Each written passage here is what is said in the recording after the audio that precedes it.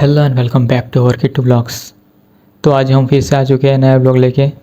મેં એવું કંઈ વિચારેલું હતું નહીં કે ભાઈ બ્લોગ આના પર બનાવીએ, પણ તમારી કમેન્ટ્સ વાંચી બ્લોગ તમે નવરાત્રિ પર બનાવો.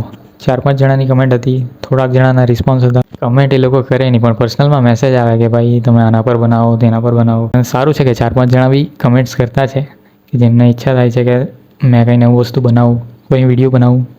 તમારી ડિમાન્ડ પર કહે છે કે નવરાત્રિ પર વ્લોગ બનાવો. તો આજે અમે નવરાત્રિનો વ્લોગ બનાવવાના છે, પણ આજે મેં કંઈ શૂટ કર્યું નથી કે વિડીયો નવરાત્રિ પર કેવી રીતના બનાવીએ, કંઈ આઈડિયા છે નહીં. 1-2 દિવસ તો એમ જ નીકળી ગયા છે નવરાત્રિના, પણ આજે ત્રીજો દિવસ છે. હું બનાવું એમ જ કરતો રહ્યો. તો પછી 9 દિવસ પતી જાય તો મારાથી વિડીયો નહીં બને. વાત તો સહી છે. એના કરતાં આજે ત્રીજો દિવસ છે તો શરૂઆત કરી જ નાખીએ આજથી. આજે રાતના જાય શેરીમાં ગરબા રમવા. ચાલો તો પછી રાત્રે મળીએ. આજે નવરાત્રિનો ત્રીજો દિવસ છે અને હું જાઉં છું ફળિયામાં ગરબા જોવા માટે. ચાલો મન થાય તો રમી બી લેવા. આરતી ચાલુ થઈ ગયેલી છે, ફટાફટ જઈએ.